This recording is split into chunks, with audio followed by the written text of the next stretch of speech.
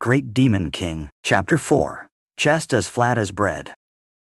On the whole, necromancy major students tended to wake early in the morning, rushing to get ready and hurrying toward the dark magic department's classroom building. Jack was on the brink of losing control and utterly unwilling to participate, but his fears subsided when he heard Han Shuo's plan. In the end, Jack agreed, recalling that Han Shuo was doing this on his behalf. After all, was he any less of a man than Brian? Many statues of Babylon Academy's valedictorians and other notable figures stood on either side of a rock-paved path. These statues, faithfully reproduced and larger than life, were a source of great pride for the Academy. One of Brian's daily tasks was dusting them. He had done so since age 10, back when he needed a small ladder due to his height. Only after completing this grueling chore was he allowed to take a brief break for food. While dusting the gaps in the statue of a bushy-mustached archmage, Han Shuo turned to Jack and said, "Jack, wouldn't it be nice if one day our statues could stand here too?" "Brian, don't be ridiculous. We're just errand boys. We're lucky to get a proper meal and avoid being beaten. How could we ever become mages? Besides,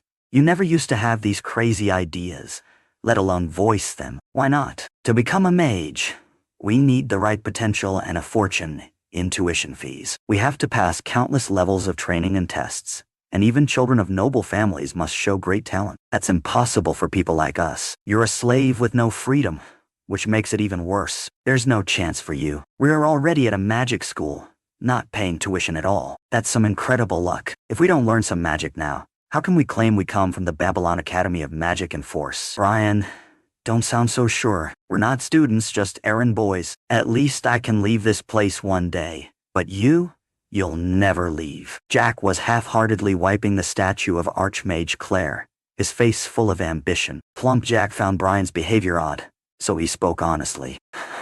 Never mind that. Look, that witch Lisa is coming this way. Let's just finish our work." Han Shuo noticed Lisa limping toward them in the distance, realizing that Brian's 6 years of errands had given him insight into everyone's daily routines. Lisa typically woke up late, trudging alone to class. Today was no exception. She wore a black wizard robe, her long, soft blonde hair hanging loosely around her shoulders.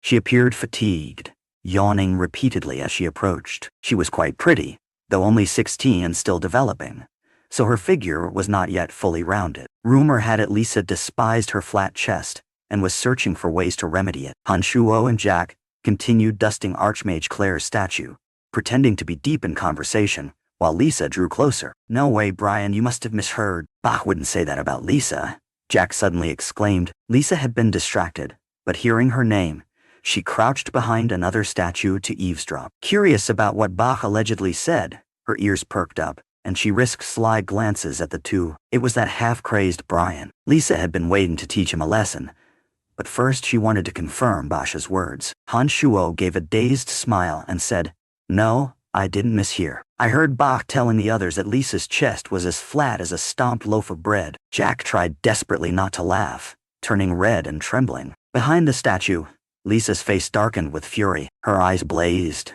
her lips twisted, her teeth ground audibly. She trembled for a few seconds before storming toward the classroom building in a rage, forgetting her plan to punish Brian. As Lisa departed, Jack could no longer hold back his laughter.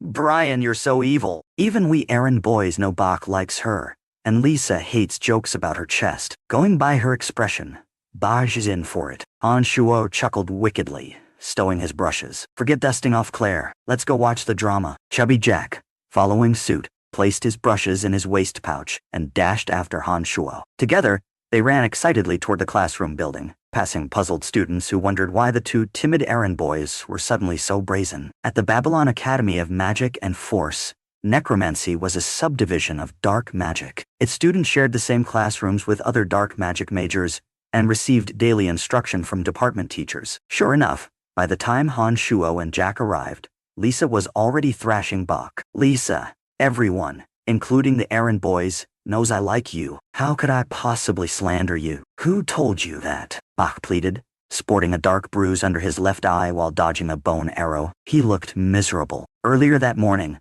Bach had mercilessly struck Jack and been crueler still to Brian. At 17, he was from a low-ranking noble family and only a magic apprentice. He stood no chance against novice mage Lisa, especially when he was too enamored to fight back properly. "Shut up. I overheard it, so it has to be true, because you dared mock me. Taste my fury." She raised her arm, chanting, "Souls of fallen warriors, heed the herald of darkness. Appear." Two stark white skeletal warriors, each brandishing a bone knife, emerged from thin air at her command. This was Han Shuo's first time seeing necromancy in action, and he watched with rapt attention. Lisa's focus is decent enough to summon two skeletons. Sheesh. Necromancy is already known for being weak, and they can't even stand united. What a disgrace to the dark magic department. Han Shuo learned from the murmuring students that the same necromancy spell could be cast at different levels of concentration, allowing higher-level necromancers to summon more skeletal warriors with the same incantation. Bah silently cursed whoever had started the rumor. Had he practiced dark magic sufficiently, Han Shuo and Jack wouldn't be reveling in the spectacle before them. The two summoned skeletons hounded Bach relentlessly. Desperate, he summoned a smaller skeleton. One boy and one bony minion locked blades against Lisa's pair. His classmates roared with laughter at his misfortune, distracting him. Losing focus, he was swiftly knocked down by one skeleton's forceful stomp to the gut, leaving him sprawled on the ground, face purple from pain. Fearing Academy sanctions, Lisa rescinded her skeletal warriors before they could finish him off. She had already appeased her wrath and wasn't about to seriously injure Bach. Panting, Bach stood and dismissed his own skeleton. He noticed Han Shuo and Jack cackling loudly on the sidelines. Consumed by rage, he strode toward them, snarling, "You lowly errand boys have the nerve to laugh at me." Unable to confront Lisa or the senior dark magic students, Bach set his sights on the two boys who had the gall to mock him. Seeing them snickering only inflamed him further. Lisa had nearly cooled off, but flared up again when Bach ignored her. She chanted ominously, "O eternal darkness, lend me the power of death. Let him suffer the anguish of the soul, agony of the soul." Dark gas coalesced into a quivering black flame. Bach, noticing the incantation, scrambled straight toward Han Shuo and Jack. As the magical flame was about to strike him, he dodged and rolled, allowing the agony of the soul to collide with Han Shuo instead. Han Shuo's eyes rolled back at the searing pain in his head, and he collapsed backward to the ground, instantly losing consciousness.